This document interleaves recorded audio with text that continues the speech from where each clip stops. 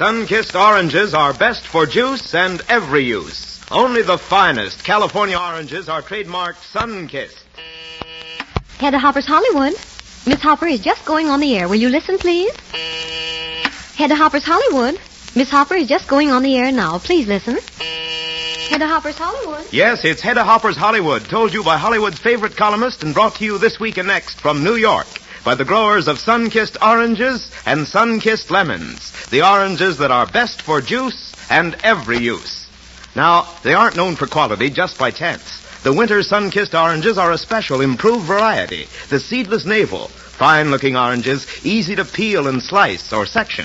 Their juice is richer in color and flavor, in vitamins and minerals, thanks to California's all-year sunshine, fertile soils, and scientific watering and feeding. And Sun-kissed oranges are the finest produced by 14,000 cooperating growers.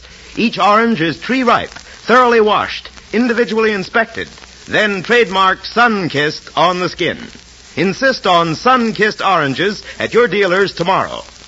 Now, Miss Hopper with the latest news of Hollywood and New York from New York. Thank you, John King, and hello, everybody. I've been here since Saturday, and so far I've seen Ed Wynn and Boys and Girls Together, the Russian Ballet opening of the Metropolitan, heard the Philadelphia Symphony, and saw Gilbert Miller's new play Delicate Story with Edna Best, and last night, Life with Father. This play is really something to shout about. If you're in New York, run, don't walk. If you're not in New York, arrange for your tickets before you come, but whatever happens, don't miss it. It's worth coming 3,000 miles for. It will probably run 5 years at the Empire, and then they'll make it into a picture and it will go on forever. And why? Because they've taken out the fourth wall and let you look at human beings who lived as a family in the 1880s. It gave me a twinge seeing John Drew Devereaux, because I remember the day he was born, the only grandchild of the late John Drew.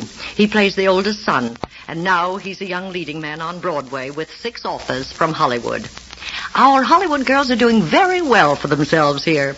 Jinx Falkenberg, who's in the Al Jolson show, was little more than a model in our town. Now she's the toast of Broadway.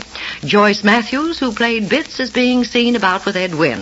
Victor Mature, who switched from Liz Whitney to Lana Turner to Betty Grable, now that he's rehearsing in the Gertrude Lawrence play, has switched again. This time to Phyllis Brooks, who used to be engaged to Cary Grant before Babs Hutton move came along. Public Deb number 2, Esme O'Brien, who spent 6 months in Hollywood but is now working in radio, is being bowed about by young Frank Freeman, son of the president of Paramount Pictures. Incidentally, it's rumored here, which I don't believe, that his father is about to resign his presidency at Paramount.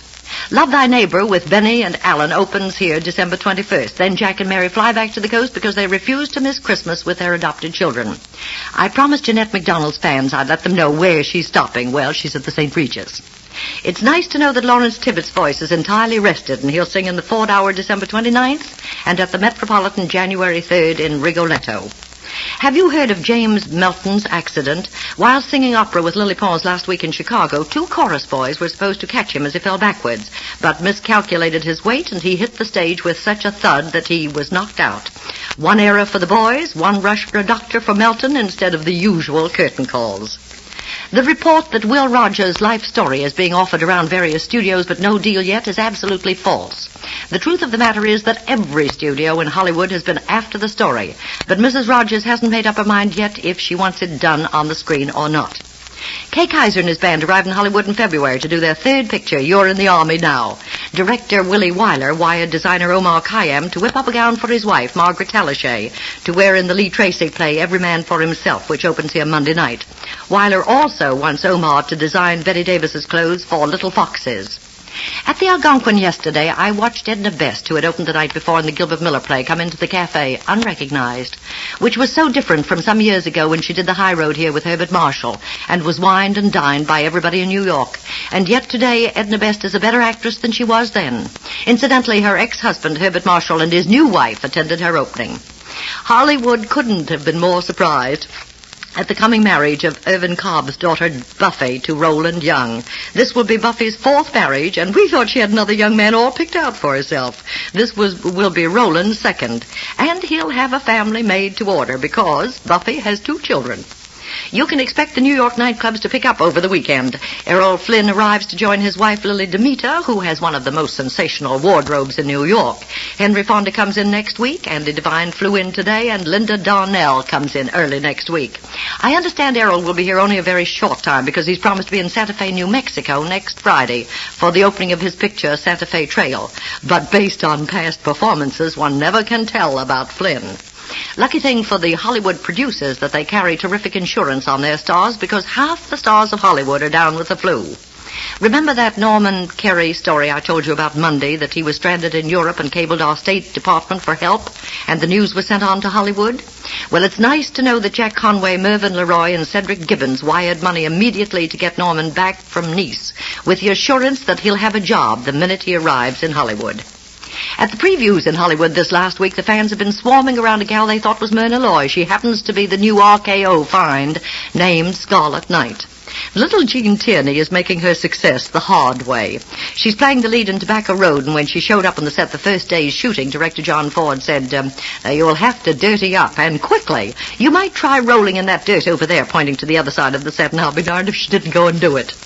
One of the sights of the town yesterday was Harry Carey treating his 2 Indian servants to chow mein at Ruby Foo's and vice versa. And at Lindy's I came across Mr. and Mrs. Oscar Levant, Henri Bernstein, Mary Anita Lose consoling Alfred Vanderbilt, who was consoling himself with a Lindy herring. John Garfield denies the divorce rumor. They've just celebrated their 8th wedding anniversary. And it's Olivia de Havilland and Francho Tone now instead of Jimmy Stewart. Last week it was Tone and Carol Landis. Metro's testing Jack Barrymore's daughter Diana in New York today. And Jack asked baby Sandy if she wanted to grow up to be a glamour girl like Marlene Dietrich, and Sandy replied, "Leave me alone, I just want to make mud pies." Carmen Miranda asked her boss, Darryl Zanuck, what it meant to go Hollywood. Darryl replied, well, expensive car, chauffeur, trying to impress people. The result that Miranda chauffeurs her entire band to the studio daily in an old Ford. When 2 leopards broke loose on the road to Zanzibar set yesterday, Dottie L'Amour swooned. Bing Crosby and Bob Hope, for the first time in their lives, were speechless. And they were all saved in the nick of time by trainer Olga Celeste. Now for a word about, well, you guess what. That's right, that wonderful new crop of sun-kissed navel oranges. Juicy, seedless sun-kissed navels, Miss Hopper. Yes, last week we announced the fine new crop, and by now, no doubt, you've tried them and proved for yourself how California's sun and soil have combined to make these sun-kissed navels the best ever in all sizes, too, for juice or for salads and desserts, and they're grand for eating whole. In fact, here's something to remember. Just because these deep-colored, heavy, sun-kissed navel oranges have so much rich, golden juice, don't assume that they are juice oranges alone. You'll find them perfect for peeling and slicing. The peel strips off so easily, the segments separate so nicely, and of course they're seedless. The finest kind for fresh winter salads and healthful desserts. Get several dozen tomorrow. Oranges stamped, sun-kissed for finest quality. Best for juice and every use. Time now for Hedda Hopper to bring you the 3rd episode in the true life story of Dorothy L'Amour, star of Paramount's Moon Over Burma, soon to be seen in theaters throughout the nation. After Dottie finished high school in New Orleans, Mrs. L'Amour took her to Chicago. Upon arrival, they both went to work. Mrs. L'Amour as a salad chef and Dottie operating an elevator in Marshall Field's department store. After she'd been working there 6 months, Dorothy Dell, a close chum of high school days, accidentally got into Dottie's elevator. Miss Dell, who was then on the New York stage, knowing Dottie's talents, invited her to lunch to talk about finding Dottie a job singing. As our dramatization starts, Dee and Dottie are in a small cafe near Marshall Field. I can't get over how stunning you look, Dee. I feel ashamed to be eating with you in this uniform. Well, that's what I want to talk to you about.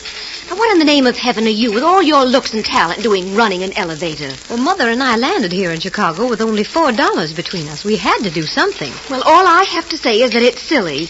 You ought to be singing somewhere, not running an elevator, and I'm going to do something about it. What? You're still practicing your singing, aren't you? Of course. Now, look, do you know what I'm going to do? What? I'm going to call Dot Gullman. Now, there's someone who'll really go to town for a gal. Who is she? Oh, just one of the smartest publicity women in the business. Yep, I'm going to call her right now, and the 3 of us are going out tonight. Going out? Where? To the Morrison Hotel. You see, tonight's celebrity night, and Dot'll fix it for you to be introduced. And then you're going to get a chance to show this town that you can sing. Oh, you're a darling, Dee, but I can't. I haven't any clothes. Really, I haven't. You don't realize how poor we are. Well, you can wear something of mine. All I know is that you're going. You running an elevator. That's the dizziest thing I've ever heard of. So Dee Dell took Dottie to the Morrison that night and arranged for her to sing. Herbie Kay was leading the orchestra, and after Dottie finished, he sent a note over to her table. Dottie could hardly wait to get home and tell her mother. Mother, are you asleep? Oh, is that you, Dorothy? Oh, turn on the light. Oh, Mother, it's too wonderful for words. I got up and sang in front of a whole ballroom full of people, and they liked me. Did they, darling? Oh, how grand. And when I finished and went back to the table, a little later, a waiter came over with a note. It was from Herbie Kay. And who's Herbie Kay? Well, he's the orchestra leader whose band is playing at the Morrison. Oh, yes. Well, here's the note. Read it. He wants me to audition for him day after tomorrow at the Black Hawk. Really? Oh, that's marvelous, darling. Are you the only one to be auditioned? No, it's a sort of general audition. He's hearing all the singers in town, I guess. Dee says he's looking for a girl soloist to go on tour with the band. Oh, do you have to dress up for that sort of thing? Well, yes. That's what I've been afraid of. I haven't anything I could wear. What'll I do, Mother? Well, what about borrowing something from Virginia downstairs? Maybe I could. I'll run down and see her right now.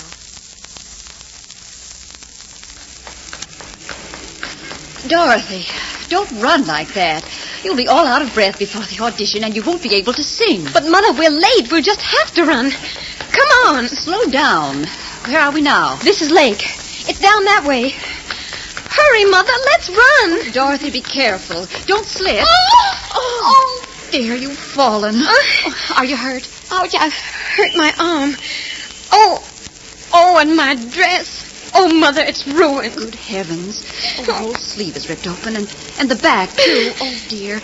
Well, here, let me wipe that mud off your face. Oh, it's ruined, Mother. Look at me. I'm a sight. I'm going home. Dorothy, stop that. You're not going home. But look at me. I'm a mess. I can't go there looking like this. I'm going home, I tell you. Now, listen here, young lady. This is the one opportunity you've had since we've been here, and I'm not going to see you throw it away. Torn clothes and all. We're going to see this, Mr. Kay, and you're going to walk out in front of that orchestra and sing. Now, come on.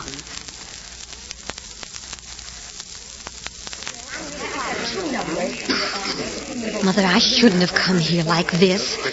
Please, let's go. No, Dorothy, we'd better stay. Oh, hold still a minute. There's still a little mud on your face. Oh. There. Now, it's gone.